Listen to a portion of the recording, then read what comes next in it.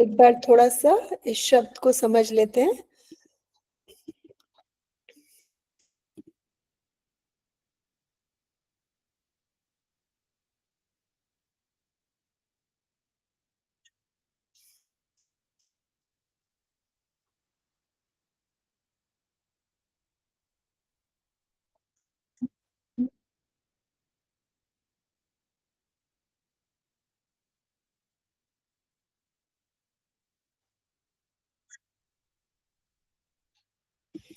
ठीक है, तो इनविक्टस का एक लैटिन वर्ड है, इसका मतलब होता है कभी हार ना मानने वाला। और ये बहुत ही एक प्रसिद्ध पोम है, और इसका थोड़ा सा बैकग्राउंड है, मैं आपको सुनाती हूँ कि ये कविता नेल्सन मंडेला जब जेल में थे साउथ अफ्रीका में, तो वो अपार्थीड के खिलाफ लड़ रहे थे। अपार्थीड जो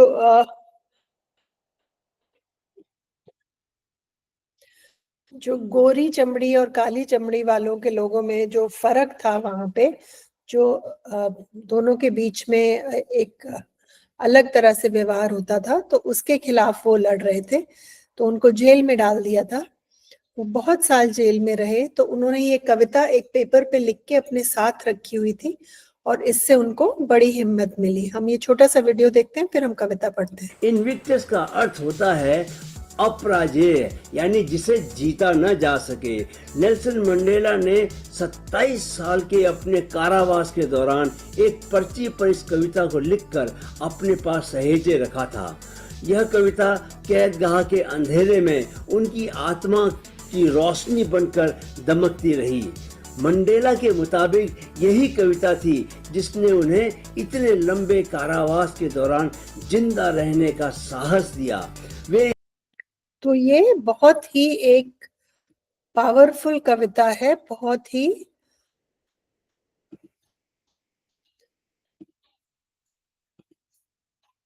ही अच्छी कविता है, जो कमजोर समय में जो भी इसको पढ़ता है उसको हिम्मत देती है, कभी ना हारने की हिम्मत, कभी अकेला ना महसूस करने की हिम्मत, कभी कमजोर ना महसूस करने की हिम्मत। क्योंकि सबकी जिंदगी में प्रॉब्लम्स आती हैं, everybody faces problems in life, right. तो ये एक वार्मिंग अप एक्टिविटी है कि जब आप परेशान होते हो, किसी चीज से घबराते हो, तो आपको when you're faced with a very serious problem or grave danger, जब आपके ऊपर कोई भारी मुसीबत आती है, तो आपको क्या महसूस होता है?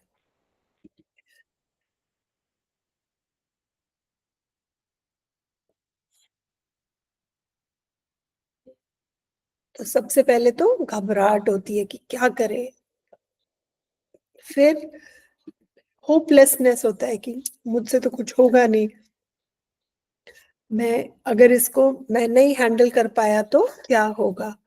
लेकिन एक बार हेल्पलेस फील कर, एक बार घबराहट होने के बाद फिर अंदर से एक हिम्मत आती है, और तुम्हें लगता है कि मुझे इस समस्या से लड़ना होगा। वही ताकत ये कविता देती है। और आपका रिएक्शन क्या होता है जब बड़ी मुसीबत आती है? हमें रोना आता है, हमें छुपने का मन करता है, हम भगवान को याद करते हैं, हम मदद मांगते हैं, और फिर हम अपने अंदर की ताकत को इकट्ठा करके, एकत्रित करके हम उससे लड़ते हैं। We gather courage to fight with the problem, to face the challenge, है ना। एक और कविता पढ़ने से पहले हम थोड़ा सा सिंबलिज्म देख लेते हैं। सिंबलिज्म होता है जब एक कोई किसी चीज को का सिंबल होता है, जैसे चांद सिंबल है प्यार का, प्रतीक। चांद प्रतीक है प्यार का, पहाड़ प्रतीक है समस्याओं का। जैसे tall mountain is also a sign of strength, कहते हैं ना, वो पहाड़ की तरह समस्याओं के सामने खड़ा रहा, क्योंकि पहाड़ हिलता नहीं है, पहाड़ बहुत ताकतवर होता है। तो a tall mountain is a symbol of firmness and strength. Dark night कहते हैं ना, अंधेरी रात, मतलब बहुत बड़ी आफत, समस्या, प्रॉब्लम, उसको कहते हैं कि वो घोर अंधेरे में फंसा हुआ है या उसके ऊपर बहुत बड़ी आफत आ गई है। A dark night, deep distress. Rose, गुलाब किस चीज का सिंबल है, किस चीज का प्रतीक है? Of beauty. कहते हैं ना, गुलाब के फूल जैसा सुंदर, तो गुलाब प्रतीक है ब्यूटी का। सनराइज, सनराइज प्रतीक है होप का। कहते हैं ना, इस रात की फिर सुबह होगी। सुबह कैसे होती है? जब सूर्य उगता है। तो sunrise is a symbol of hope. वो सनराइज अंधेरा दूर करता है और हमें रोशनी देता है, तो सनराइज को होप का सिंबल मानते हैं। और कविताओं में, कहानियों में सनराइज होप के लिए प्रतीक की तरह इस्तेमाल होता है। फ्लाइंग बर्ड, एक उड़ता हुआ पक्षी, ये किस चीज का सिंबल है, किस चीज का प्रतीक है? फ्रीडम का, कि वो पक्षी आजाद है, वो कहीं भी जा सकता है, कहीं भी उड़ के पहुंच सकता है, उस पे कोई रोक टोक, बंधन या कोई पिंजरा नहीं है। तो हमारी कविताओं में, हमारी कहानियों में फ्लाइंग बर्ड यूज होता है टू सिंबलाइज फ्रीडम। फ्रीडम का प्रतीक है फ्लाइंग बर्ड। थंडर, आंधी, तूफान, गरजहा, गरजना, वो किस चीज का प्रतीक है? एंगर का। कहते हैं ना, ही थंडर्ड, मतलब वो गरजा, वो चीखा, चिल्लाया, दहाड़ा। तो thunder is a symbol of anger. ये सिंबल समझना जरूरी है ताकि हम कविता को समझ सके। अच्छा चलो, let's read the pome. Out of the night that covers me, black as the pit from pole to pole. कहते मेरे आसपास चारों तरफ बिल्कुल गुप्त अंधेरा है, मतलब एक कोने से दूसरे कोने तक चारों तरफ रात है, अंधेरा है, अंधकार है। तो ये किस चीज की बात कर रहा है? ये अंधकार से ज्यादा ये बात कर रहा है डीप डिस्ट्रेस की।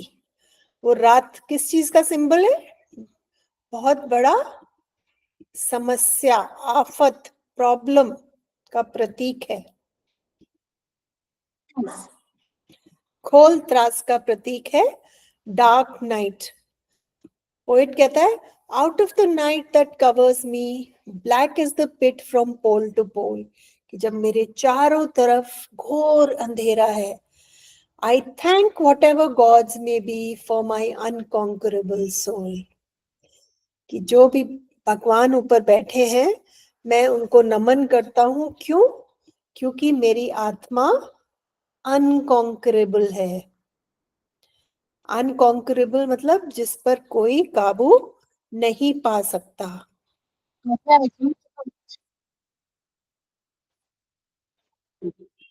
किस चीज का आभार? कि मेरी जो आत्मा है वो अनकॉन्करेबल है, अजिंक्य है। इतनी बड़ी समस्या में भी मेरी जो अंतरात्मा है वो हार नहीं मान रही है, वो किसी चीज से नहीं डर रही है, नहीं घबरा रही है। तो what is the poet thankful for? The poet is thankful for his unconquerable soul. वो जो उनकी अनकॉन्करेबल सोल है, अजिंक्य आत्मा के लिए वो थैंकफुल है कि शुक्र है, धन्यवाद आपका, आपने मुझे ऐसी आत्मा दी जो हार नहीं मानती, जो कमजोर नहीं है। In the fail clutch of circumstance, clutch मतलब जकड़ना, किसी चीज की मुट्ठी में होना, clutch.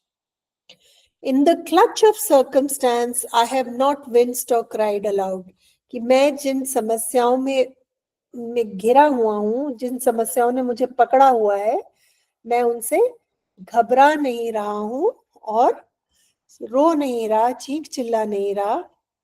Under the bludgeonings of chance my head is bloody but unbowed. ब्लजनिंग कहते हैं किसी को लाठी से या किसी ऐसे हथियार से मारना जिससे उसको बहुत घातक चोट पहुंचे, उसको कहते हैं ब्लजनिंग।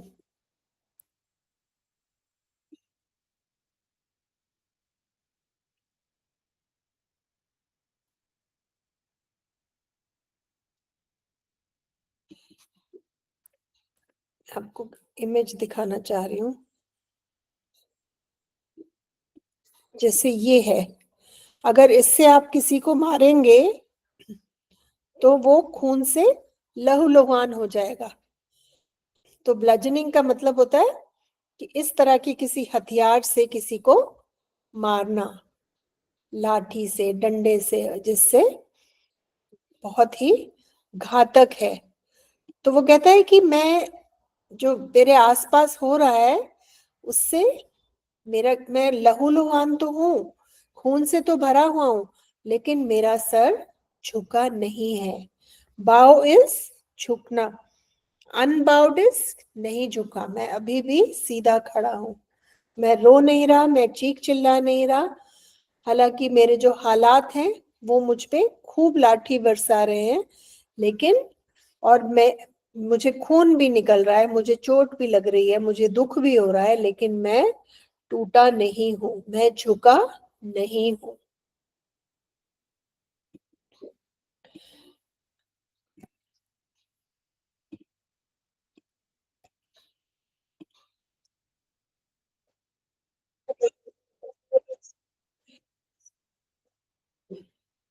ठीक है। Beyond this place of wrath and tears looms but horrors of the shade, and yet the menace of the years finds and shall find me unafraid, कि मेरे ऊपर बहुत सारी समस्याएं आएंगी, आफत आएंगे और बहुत सारी प्रॉब्लम्स आएंगी, लेकिन जितना भी समय बीत जाए मैं नहीं डरूंगा, मैं अनअफ्रेड रहूंगा।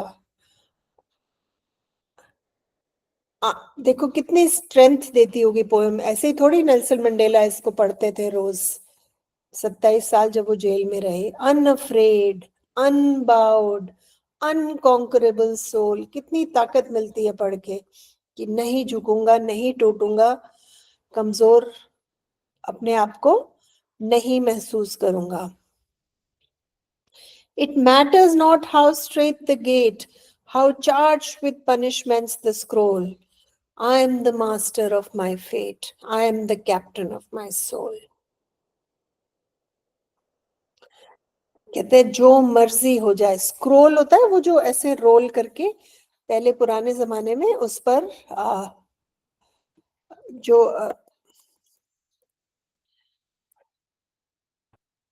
इसको स्क्रोल कहते हैं।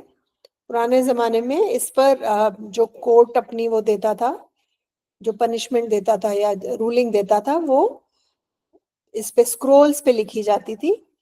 तो कहते हैं कि स्क्रोल में कुछ भी हो उससे कोई फर्क नहीं पड़ता, तुम मुझे जो भी पनिशमेंट दे दो, जो भी सजा दे दो, मेरे लिए सजा लिख दो। I am the master of my fate, I am the captain of my soul, कि मेरी जिंदगी में वही होगा जो मैं चाहूंगा, मैं कभी हारूंगा नहीं, मैं कभी हारूंगा नहीं।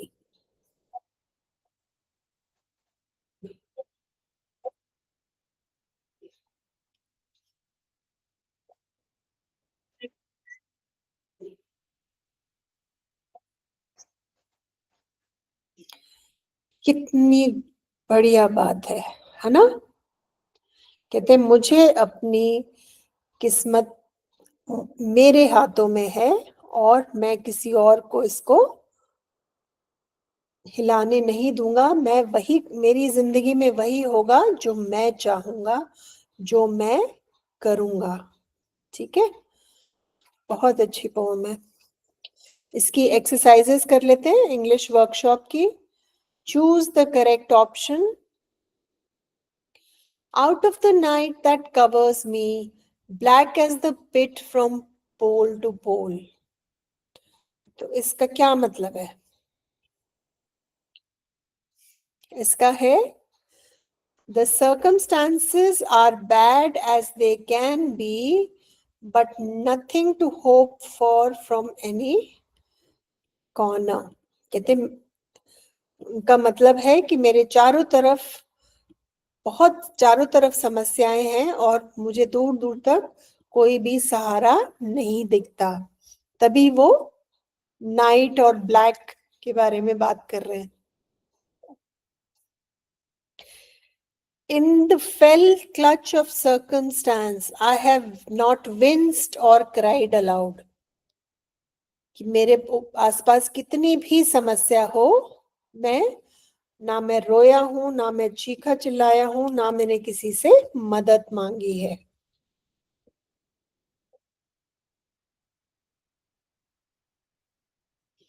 ठीक है, इसका मतलब है कि I have not expressed my grief even when I had to suffer great pains। कि मैंने बहुत दुख सहा, लेकिन मैंने किसी के सामने रोया नहीं।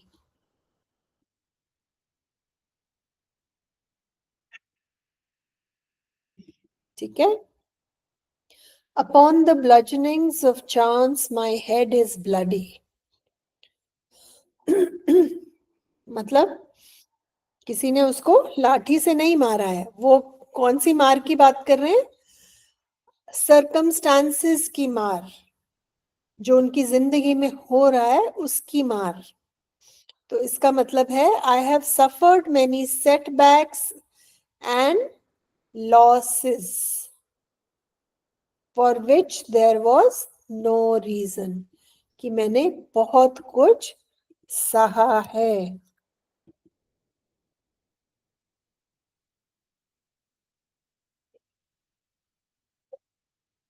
ठीक है। And yet the menace of the years finds and shall find me unafraid। कि लेकिन मुझे आगे भी कितना भी समय बीत जाए, मुझे कोई कमजोर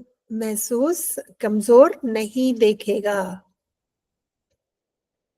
मेनेस ऑफ द इयर्स मतलब जैसे जैसे उम्र बढ़ रही है, मेरी उम्र बढ़ती रहे, समस्या बनी रहे, लेकिन मैं किसी से डरूंगा नहीं। Even if I am growing old, I am not and shall not be afraid. कि हालांकि मेरी उम्र बढ़ रही है, ना मैं अभी डरता हूं, ना मैं आगे डरूंगा।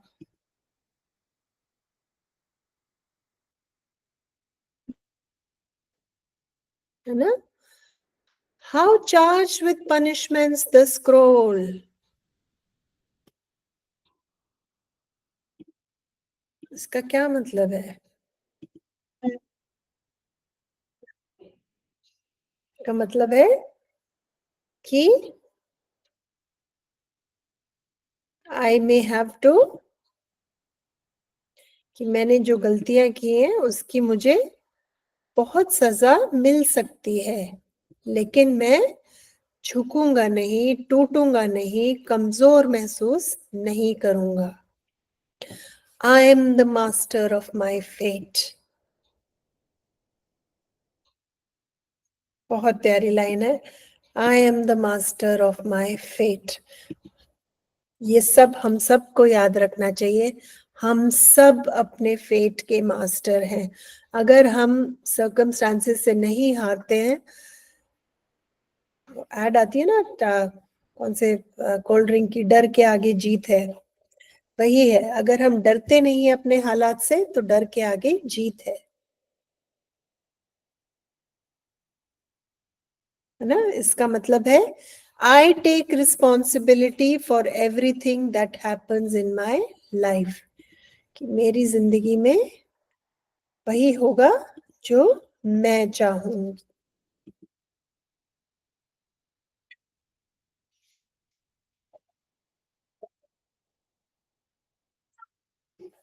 ठीक है। I am the captain of my soul, मैं अपनी आत्मा का खुद ही कैप्टन हूं। जैसे शिप का कैप्टन होता है ना, वो डिसाइड करता है कि शिप कहाँ जाएगी, तो ऐसे ही मैं अपनी आत्मा का कैप्टन हूं। मैं डिसाइड करूंगा मेरी सोल क्या करेगी।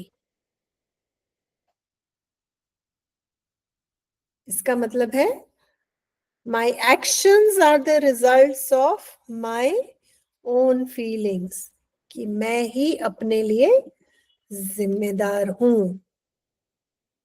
बसों में लिखा होता है ना, यात्री अपने सामान के स्वयं जिम्मेदार हैं। तो हम सब अपने सामान के स्वयं जिम्मेदार हैं, हम सब अपनी जिंदगी के स्वयं जिम्मेदार हैं, हम सब अपनी लाइफ के स्वयं जिम्मेदार हैं। हमें अपनी जिंदगी के लिए जिम्मेदारी उठानी चाहिए, लड़ना चाहिए, मेहनत करनी चाहिए और कमजोर महसूस नहीं करना है। डर के आगे जीत है।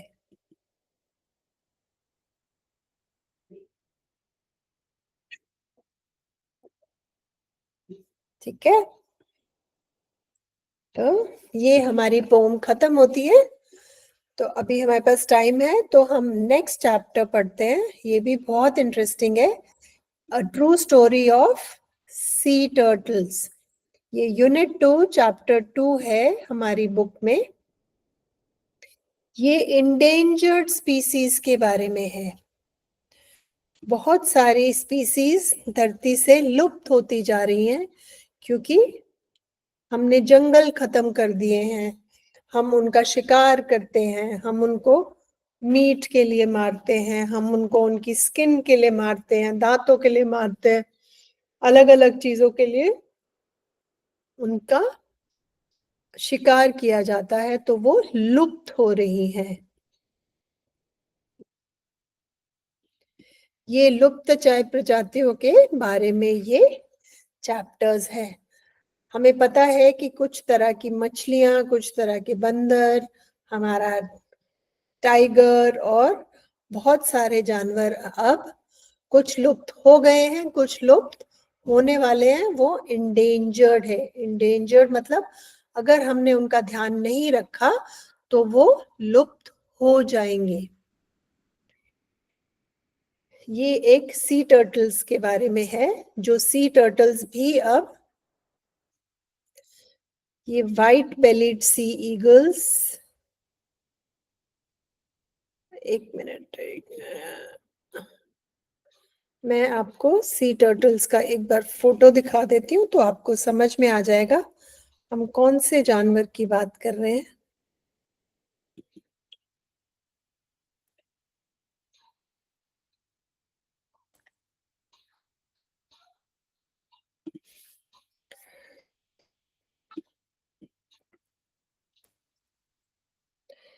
ये जो सी टर्टल्स हैं ये भी अब धीरे धीरे लुप्त होते जा रहे हैं।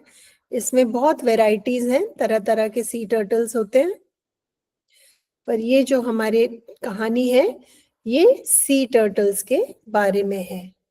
ठीक है, ये सी टर्टल्स है,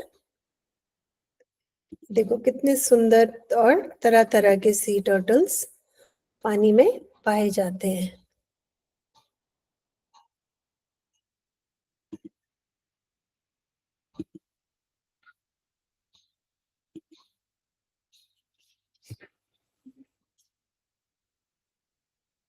ओके,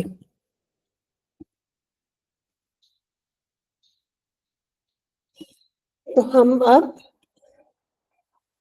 ये लिखा है, किसी ने अपने एक्सपीरियंस से लिखा है। इनका नाम है भाऊ कट्टरे, ठीक है।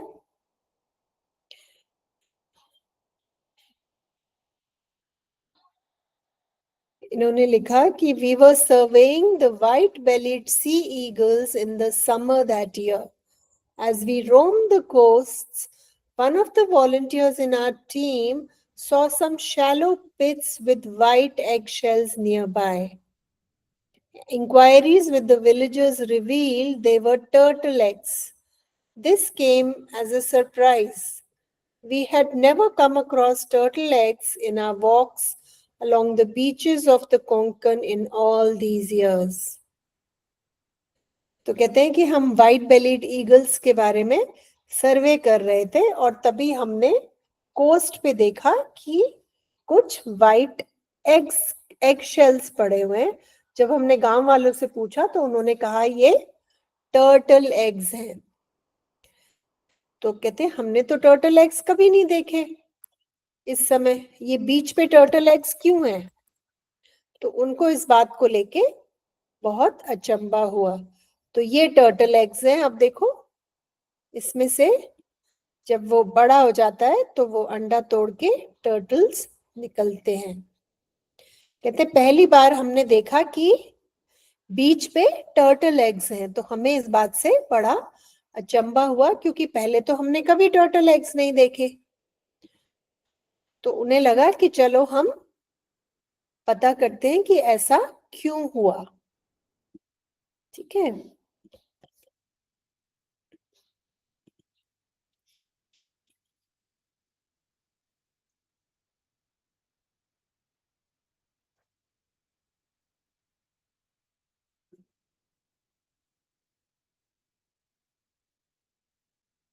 ठीक है, तो इन्होंने पता किया तो उनको पता चला, we learned that the beach where we had found the egg shells had been sealed to the public for nearly 1 month after people smuggling silver bricks were caught in that area.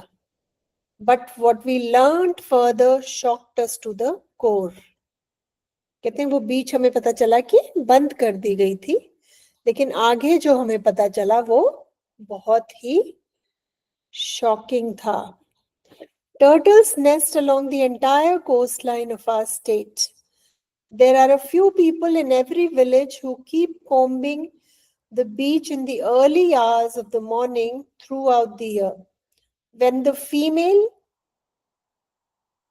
turtle comes on shore to nest and lay eggs, she leaves behind a trail just like a track of wheels on sand. The egg hunters follow this trail up to the nest, which is about half meter deep. They dig up the nest and steal all the 100-150 eggs that are laid inside. तो अंडा चुराने वाले लोग वो सुबह सुबह आते हैं, पूरी बीच पे घूमते हैं, देखते हैं जहां पे निशान होते हैं टर्टल के निशान, तो वो उस निशान से उस वहां पे पहुंच जाते हैं जहां पे उसने अपने अंडे मिट्टी में दबाए हैं और वो उसको डिग करके उसको अंडे 100-150 जो अंडे उसने दिए होते हैं उनको निकाल लेते हैं। और उस अंडे का क्या करते हैं?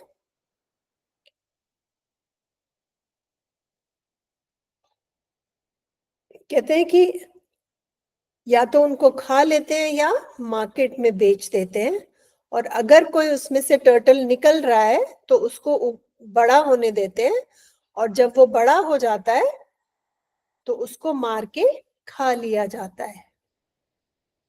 This ruthless practice is observed in all parts of the world. तो पूरी दुनिया में टर्टल्स को खाया जाता है, टर्टल्स के अंडे खाए जाते हैं। लेकिन इंडिया में उन्होंने क्या किया है, उन्होंने टर्टल्स को प्रोटेक्शन दिया है कि कोई जो भी ये टर्टल एग्स खरीदेगा, चुराएगा या बेचेगा, उनको जेल में डाल दिया जाएगा। तो इसलिए ये काम चुपचाप चोरी से होता है। तो ये बहुत ही एक चिंता का विषय है और कहते हैं हम इसके बारे में सोचने लगे कि हम क्या कर सकते हैं।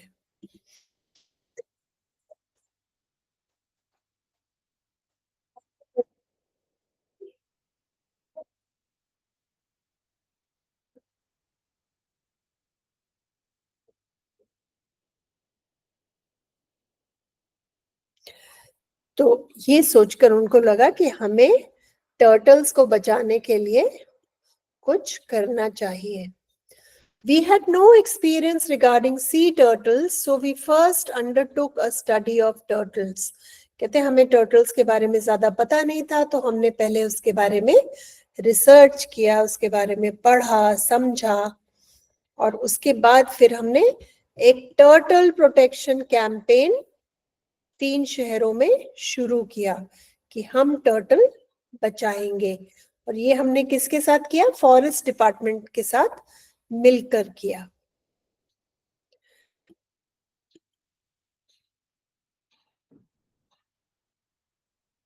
तो वो लोग क्या करते थे कि सुबह सुबह जाते थे और वो जहां पे देखते थे कि अंडे हैं टर्टल के, उनको वहां से निकालकर एक नए गड्ढे में जाके रख देते थे, और वहां पर वायर फेंसिंग लगी हुई थी. वहां पे तार लगा हुआ था और वहां पे वॉचमैन होता था, ताकि वहां से कोई चोरी, अंडे चोरी ना कर सके.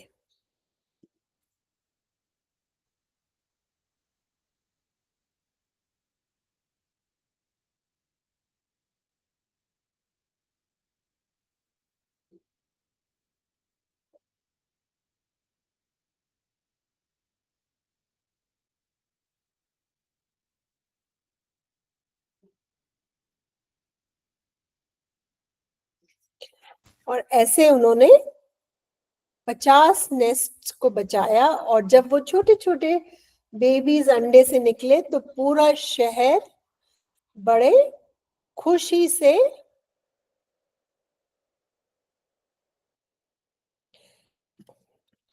लोगों ने ताली बजाई और उस दृश्य को खूब एंजॉय किया.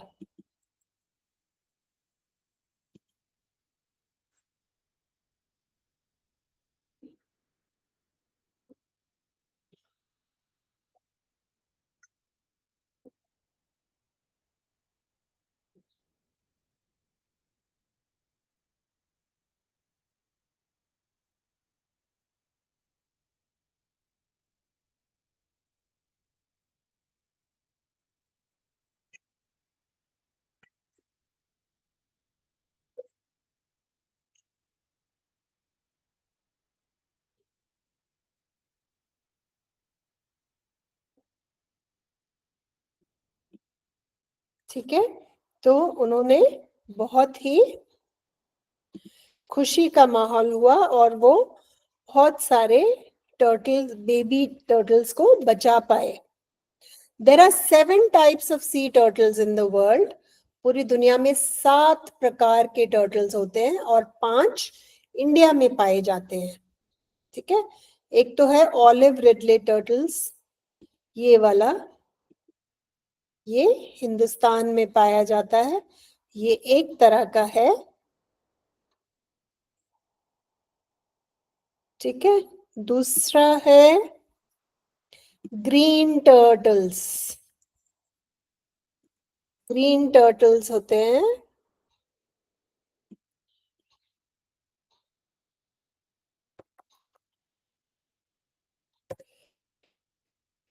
ये ग्रीन टर्टल्स हैं.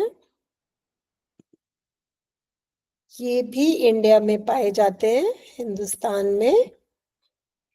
ठीक है, और तीसरी एक वैरायटी है हॉक्स बिल्स.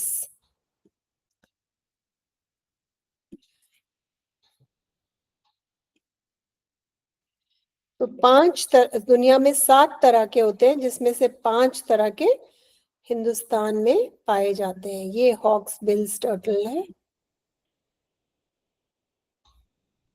ये वो 3 वैरायटी हैं 5 में से जो इंडिया में पाई जाती है. ठीक है,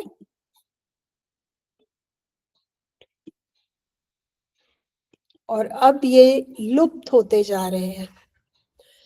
An amazing characteristic of turtles is that when the female turtle reaches maturity, that after nearly a gap of 15 years, she returns to the shore to lay her eggs at the same place where she was born.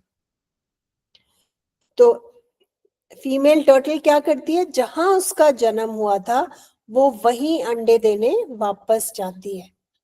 The female comes to the shore just to make a nest in the sand and lay her eggs and immediately returns to the sea. She does not return to the nest after that. तो वो क्या करती है, अंडे देती है और फिर वहां से चली जाती है और वो कभी भी अंडे देकर फिर उस जगह वापस नहीं आती उन अंडों को देखने. वो अंडे खुद ही बड़े होकर अंदर धीरे धीरे बड़े होते हैं, अंडा फूटता है, बाहर निकलते हैं और फिर वो पानी में चले जाते हैं.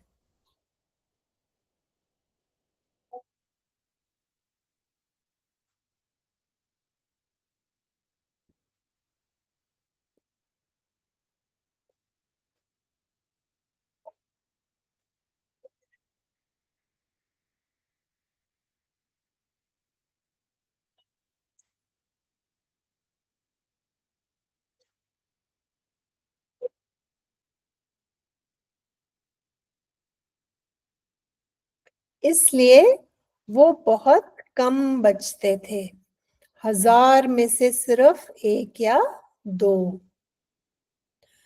लेकिन टर्टल्स हमारे एनवायरनमेंट के लिए बहुत जरूरी है क्योंकि वो सी को क्लीन रखते हैं. Why was it necessary to undertake turtle protection on a large scale? Because they keep our seas clean. उनका हमारे इकोसिस्टम में बहुत इम्पोर्टेंट रोल है.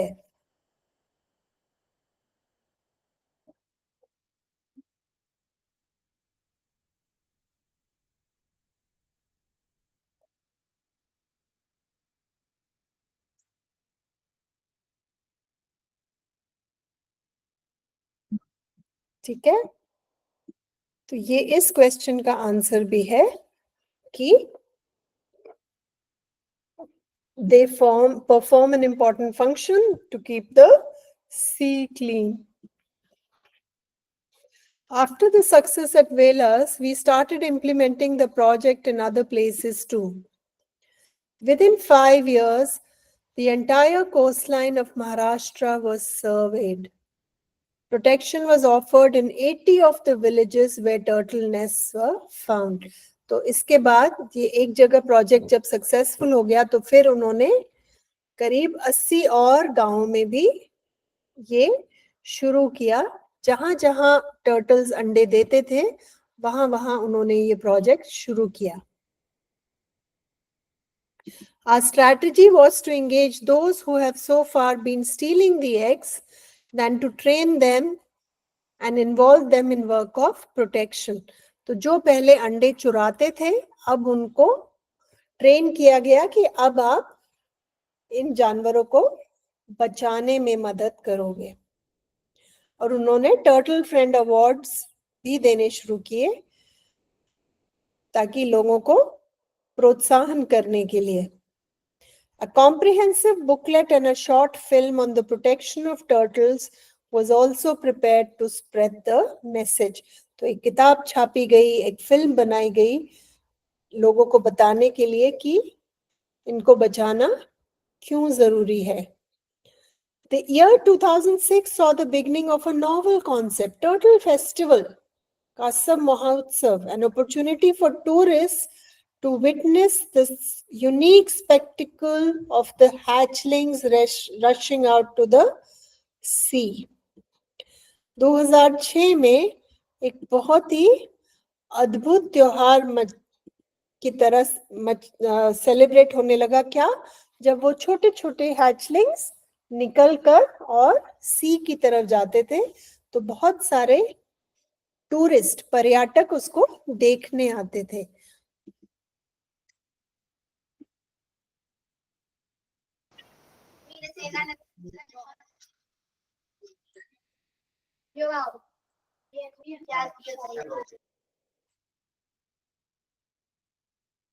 ठीक है. A short film on turtles and the natural beauty of Konkan were additional features of the festival. At the same time, we were quite firm on one issue. The hatchling should not come even to the slightest harm because of this tourist activity. तो इस लेकिन उन्होंने ध्यान रखा कि जो hatchlings हैं उनको किसी भी तरह का नुकसान ना पहुंचे. टूरिस्ट कहाँ रहते थे? गांव वालों के घर में. A Turtle Friends Club was established in each village, the members of being all the villagers offering homestay. तो गांव में लोगों के घरों में लोग रहने लगे और उनको भी पैसा बनने लगा और वो जो पर्यटक आते थे वो टर्टल्स को देखने आते थे. अपनी तनख्वाह का 10% वो टर्टल प्रोटेक्शन फंड में डोनेट करते हैं और वो टर्टल्स को जो उनका बचाने का जो मिशन चलाया हुआ है उसके खर्चे के लिए काम आता है. उसके लिए वो पैसा इस्तेमाल होता है. Modern technology also helped. The festival reached all corners of the world through the medium of the internet and our website. और इंटरनेट से सारी दुनिया को इस फेस्टिवल के बारे में पता चला और सारी दुनिया से लोग उसको देखने आने लगे. ये देखो ये छोटे छोटे बेबीज अंडे से बाहर निकल के सी की तरफ जा रहे हैं. More and more villages came forward to do this work and the number of homestay families went up to 35. As many as 800 people began to visit villas in the turtle season. This meant more business for villagers. Now they realized that tourism can be a source of income. तो अब उनका पैसे कमाने का साधन शुरू हो गया कि टूरिस्ट आएंगे तो पैसे खर्चेंगे, घर पे रहेंगे तो उनकी आमदनी होगी. तो उनको समझ में आ गया कि हमें ये अगर हमें पैसे कमाने हैं तो हमें इनको बचाना पड़ेगा, टर्टल्स को बचाना.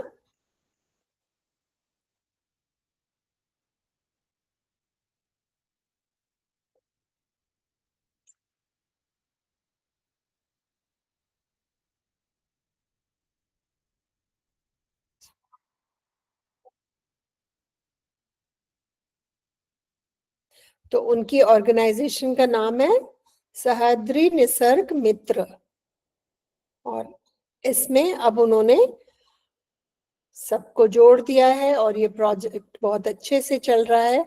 और कहते हैं अब हम नहीं करते, अब जो गांव के लोग हैं, जो फॉरेस्ट डिपार्टमेंट है, गांव की ग्राम पंचायत है और जो टर्टल फ्रेंड्स क्लब बनाए थे वो मिलकर इस प्रोजेक्ट को संभालते हैं और टर्टल्स को बहुत अच्छे से ध्यान रखा जा रहा है. तो ये एक बहुत ही सक्सेसफुल और इम्पोर्टेंट मिशन की कहानी है. ठीक है, तो आपका होमवर्क है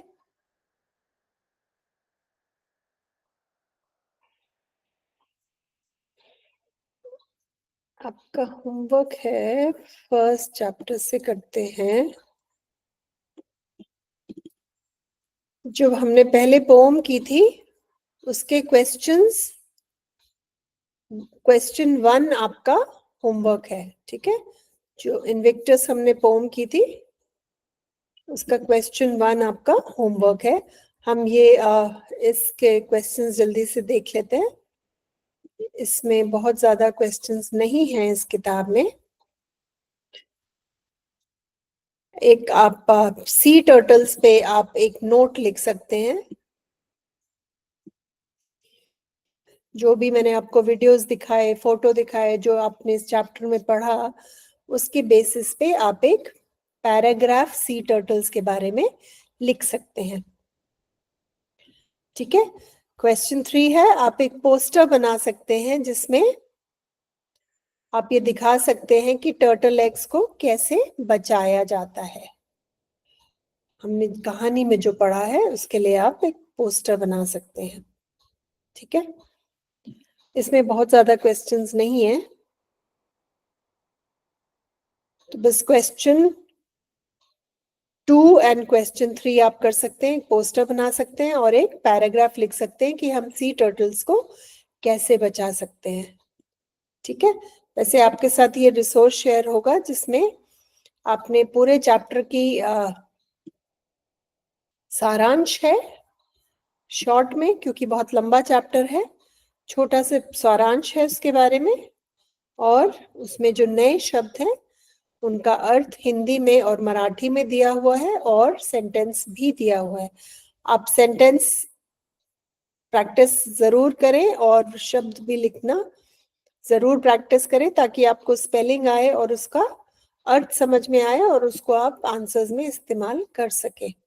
ठीक है, और आपकी किताब में जो सवाल हैं उनके आंसर्स भी यहाँ इस नोट में हैं। ठीक है, आप इसको अपनी रिवीजन के लिए इस्तेमाल कर सकते हैं। तो आज हमने 2 चैप्टर्स किए, एक तो हमने किया chapter 2.2 second unit second chapter a true story of turtles, और दूसरा हमने किया second unit chapter 1 poem Invictus, जो बहुत ही सुंदर पोएम है। तो पोएम इनविक्टस का क्वेश्चन 1 और ट्रू स्टोरी ऑफ टर्टल्स का क्वेश्चन 2 और 3 आपका होमवर्क है। ठीक है बेटा, चलो हम अगली क्लास में मिलते हैं, बाय।